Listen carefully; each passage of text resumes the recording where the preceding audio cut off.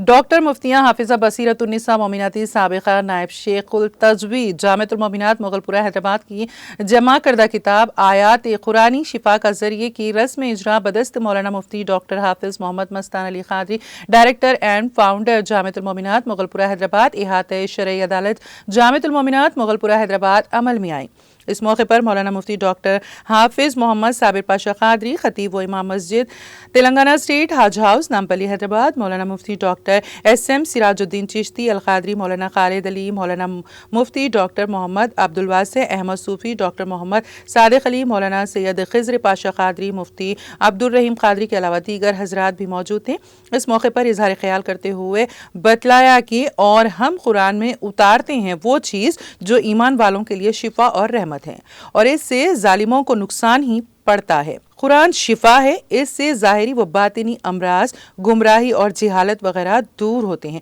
और ज़ाहिरी व बातिनी सेहत हासिल होती हैं। बातिल अक़ायद, मुग़र्रब अखलाक इसके ज़रिए दफ़ा होते हैं और अक़ायद हिक़्क़ा, मुआरिफ़ इलाहिया, सिफ़ात हमीदा और इख़लाक़ फ़ाज़िला हासिल होती हैं, क्योंकि ये किताब मजीद ऐसे उलूम व दलाइल पर मुश्तमिल हैं जो वहम पर मुबनी चीज़ों को और शैतानी ज़ुल्मतों को अपने अनवर से नीज़ तो नाबूद कर देते हैं